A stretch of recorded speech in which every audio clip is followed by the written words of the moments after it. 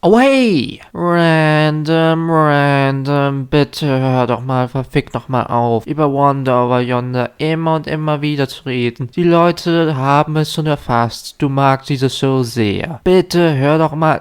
Nicht mit mir, Klein Timmy, nicht mit mir. Anyway, reden wir doch mal heute über Wonder Over Yonder, aka die Nadine Wonder, was by the way ein super beschissener Titel ist, aber hey, so heißt die Show eben in Deutschland, da kann man halt nichts dagegen tun. Aber ja, reden wir mal über diese Show, die ich schon hunderte Male erwähnt habe und hunderte Male gelobt habe, aber meine Güte, ist das eine fantastische Show. Wie immer, hier kann es etwas zu Spoilern kommen, obwohl so sehr spoilerhaft wird es mit dieser Show auf jeden Fall nicht, als mit anderen Shows, die definitiv mehr Storypunkte in sich haben. Aber dennoch, falls ihr etwa nicht gespoilert werden wollt, wegen bestimmten Dingen, dann schaltet doch mal lieber ab. Und natürlich handelt es sich nur um meine Meinung. Falls ihr eine andere habt, schreibt die doch gerne in die Kommentare. Aber kommen wir doch mal zu den Basics von dieser Show. Wonder Over Yonder stammt etwa aus der Hand von Craig McCracken, den die ein oder anderen von Powerpuff Girls, Foster's Home for Imaginary Friends oder auch Kid Cosmic, was ein verdammt guter Netflix-Cartoon ist, der leider super underrated ist und leider mehr oder weniger unter dem Radar viel gemacht hat. Und das war seine dritte Show und seine einzige Show für Disney XD, aka der Disney Channel, aka Disney. Und man kann mal schon sehen, warum es seine einzige Disney-Show war. Denn anders als bei Cartoon Network oder auch bei Netflix hat er definitiv einen sehr limitierten Run mit dieser Show, was zu ein paar Problemen führt. Aber zu denen kommen wir später. In Wonder Over Yonder geht es um den titelgebenden Charakter Wonder, der ja ein orangenfarbener Typ ist, der einfach nur das Beste aus dem Leben haben will.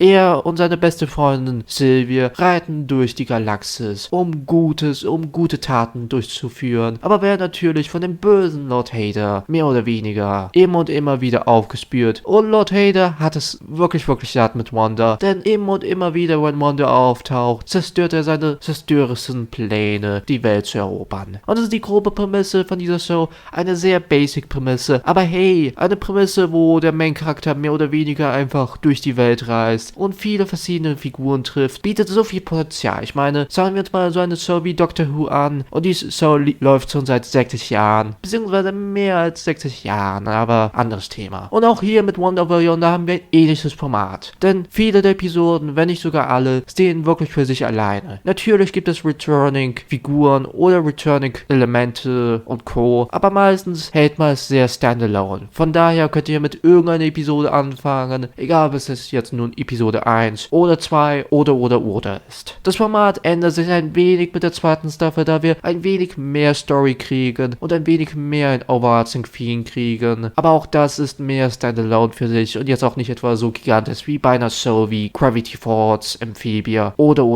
Und falls ihr meinen Big Tops Burgers Videos gesehen habt, dann wisst ihr genau, solche Shows sind wirklich mein Vibe. Und wenn nicht, schaut doch mal dieses Video gerne an. Link dazu in der Infocard. Und so ein Vibe hat mehr oder weniger Wonder Over Yonder. Das Beste an dieser Show ist wirklich etwa die Atmosphäre, die Laune, die diese Show verspürt und die Charaktere. Storymäßig hier ist Wonder Over Yonder jetzt nichts Neues. Viele der Stories kennt man schon aus anderen Cartoons oder auch anderen Shows, aber das ist auch nicht der Hauptpunkt. Denn Wonder Over Yonder überzeugt vor allem mit den Figuren, den Charakterdynamiken und Co., die wunderbar von ihren Voice Actors rübergebracht werden. Und da kann ich vor allem etwa die englische Synchro empfehlen. Die deutsche ist solide, aber jetzt auch nicht so mein Sam. Die englische dagegen, perfekt. Perfektes Casting, perfekte Stimmung, perfekte Delivery. Einfach nur more. Perfekt. Wanda ist ein sehr naiver, teilweise auch dummer und sehr leichtsinniger Charakter, der aber überraschenderweise, anders als viele andere Charaktere, die in dieser Mode etwa laufen, wirklich gut funktioniert und wirklich gut die Serie tragen kann. Zwar ist er natürlich nicht der einzige Punkt, warum diese Serie so unterhaltsam ist, aber dennoch ein großer Selling Point, allein schon wie etwa eine positive Laune bzw. Aura von sich sprüht. Und genauso kann man das auch über Sylvia sagen, nur dass sie deutlich mehr die actiongeladenere Protagonistin dieser Show ist. Sylvia ist ein fantastischer Charakter und vermutlich mein persönlicher Favorit von allen Charakteren. Und natürlich, Lord Hader, wie schon erwähnt, ist mehr oder weniger der Schurke, zumindest für die erste Staffel, für die zweite Staffel, ohne so viel zu spoilern, ist er mehr oder weniger einer der größeren Schurken, aber nicht der ganz große Big Bad. Und Lord Hader, meine Güte, ist er ein fantastischer Charakter. Er ist eine mehr oder weniger Parodie auf Skeletor aus der He-Man Show. Zumindest würde ich das so vergleichen, nur der deutlich mehr Charakter, deutlich mehr Humor und ist einfach nur fantastisch dargestellt worden. Eine Figur, die mehr oder weniger that Straight Man für diese verrückte Wacky-Abenteuer ist, aber dadurch so gut etwa rüberkommt. Dass Matt Ryan Straight Man in so einer Show hat, ist natürlich immer offensichtlich und manche könnten etwa argumentieren, dass Sylvia mehr oder weniger das ist und teilweise ist sie das, aber ich würde argumentieren, dass Lord Hader in vielen der Situationen mehr oder weniger das Straight Man spielt. Und das ist wirklich eine fantastische Idee, die deutlich neuer ist als viele der anderen Ideen. Wie gesagt, Wonder Over Yonder erfindet das Rad in vielen Aspekten nicht neu, aber meine Güte, allein schon wie die Charakterdynamiken, die Figuren und die Voice Delivery aufgebaut sind, ist es einfach nur more. Einfach nur more. Auch ein großer Punkt von dieser Serie sind die fantastischen Animationen und die Art Direction. Egal ob es etwa die fantastischen vielen Galaxien sind, die Planeten oder auch einfach nur ein Supermarkt, all diese werden fantastisch designt und fühlen sich sehr alienhaft an, beziehungsweise sehr besonders an. Diese Show lebt wirklich von grandiosen Animationen, die wirklich fluid und wirklich smooth sind. Und das enhance natürlich die Charaktere und auch die Dynamiken wirklich sehr. Denn wenn Wanda beispielsweise seinen Banjo spielt, ist es einfach nur so smooth und wirklich gut animiert worden. Selbes kann man auch über die fantastische Musik dieser Show reden. Egal ob es das sehr catchy Intro ist, was zwar eigentlich nicht so viel über die Show verrät, da die Lyrics sehr simpel sind und einfach nur den Titel mehr oder weniger immer und immer wieder wiederholen, oder auch die Songeinlagen in der Show als solches. Zwar treten sie deutlich weniger auf als in anderen Shows wie Phineas und Ferb, aber sind dennoch ein sehr integral Part und ein wirkliches großes Highlight dieser Show. Ein weiteres Highlight ist, wie schon erwähnt, mehr oder weniger die Atmosphäre bzw. die Mood. Gutes Beispiel, wenn man sich dieses Intro anschaut von der Show, hat man definitiv zwar keine gewisse Ahnung, um was es jetzt nun geht, aber man kriegt mal allein schon von den Bildern eine Idee und vor allem kriegt man etwa eine Idee, wie diese Show von der Aura, von der Mood aufgebaut ist. Denn Wonder Over Yonder ist meiner Meinung nach die perfekte Feel-Good-Serie. Bestimmt haben die ein oder anderen mal was von dem Begriff Feel-Good gehört. Der wird oft für Filme benutzt, die einen einfach eine gute Laune geben oder ein verdammt großes Grinsen zaubern. Und dasselbe kann man auch über diese Show wirklich sagen. Die Show ist in vielen Momenten absolut nicht düster und gibt einfach nur eine wirklich verdammt gute Laune, wenn man beispielsweise die Show an einen schlechten Tag schaut. Zumindest ist es für mich der Fall. Wenn es für jemand anderen nicht der Fall ist, könnt ihr doch das gerne in die Kommentare schreiben. Und das ist auch ein wirklich großes Selling Point von dieser Show. Denn Atmosphäre bzw. eine Aura zu setzen, schaffen irgendwie nur die wenigsten Shows. Klar hat man immer etwa eine Stimmung oder weiß man ungefähr, was die grobe Stimmung von einer Show sein soll oder von einem Film, aber so wirklich, abseits von Wonder Over Yonder, kann ich nur bei wenigen Shows nachdenken, dass sie sowas haben. Und wenn das der Fall ist, dann ist das meistens eher mehr so, dass es etwa staffelbedingt ist und nicht über die ganze Show geht. Da aber Wonder Over Yonder nur 2 Staffeln hat, ist diese Mood wirklich gut gecaptured worden. Nur leider ist auch die Sache, beziehungsweise mein einziger großer Kritikpunkt, es gibt nur 2 Staffeln. An sich klingt das erstmal ganz okay, aber wenn man weiß, dass etwa eine 3. Staffel geplant worden ist und wenn man auch weiß, dass mehr oder weniger diese 3. Staffel die Finale sein sollte, wird man traurig, denn diese Show ist so verdammt gut. Klar kann ich verstehen, dass die Ratings definitiv nicht die allerbesten waren, aber zugegeben, das kann man auch mehr oder weniger auf Disney Schuld machen. Denn das Marketing für diese Show war definitiv eher mehr gering. Hierzulande ist diese Show mehr oder weniger sehr unbekannt und wirklich viele Leute bzw. viele Videos über diese Show sehe ich eher weniger. Und auch wie man das etwa aufgebaut hat, diese Show mehr oder weniger als Disney XD Exclusive zu machen, war eine sehr dumme Idee und hat mehr oder weniger dieser Show geschadet, statt wirklich geholfen. Dass Disney XD mehr oder weniger das Nicktoons für Disney war, ist wohl den meisten bekannt. Für die Leute, die nicht wissen, was Nicktoons ist, es ist ein zweiter separater Sender von Nickelodeon, wo viele Cartoons etwa laufen, beziehungsweise Reruns. Und meistens in der Regel, zumindest im amerikanischen Nicktoons-Sektor, wird es etwa genutzt als der Sender, wo die Shows kommen mit ihrer 2. oder 3. Staffel und dann direkt gecancelt worden sind, da man etwa dann sagen kann, aber die Ratings waren wirklich schlecht. Was offensichtlich ist, da so ein zweiter Channel meistens eher weniger die großen Ratings kriegt. Aber die Ratings werden auch immer schlechter, weil es gibt nicht wirklich viel Marketing, es wird nicht wirklich viel gesagt, dass diese Show jetzt auf Nicktoons läuft. Von daher ist es ein wenig ärgerlich. Denn meiner Meinung nach ist Wonder Over Yonder einer dieser Shows, die Disney vor allem zu dieser Zeit gebraucht hat. Disney hat vor allem auf mehr actiongeladenen Shows gesetzt zu dieser Zeit und sowas mit Gravity Falls war mehr oder weniger eine Ausnahme. Eine Ausnahme von einer Mystery Show mit Story-Elementen, die mehr oder weniger das Template wurde für spätere Shows, die in den 2020ern mehr oder weniger ihren großen Run gehabt haben. Dass Disney natürlich sich eher mehr auf solche Shows fokussieren wollte, hieß natürlich auch, dass so eine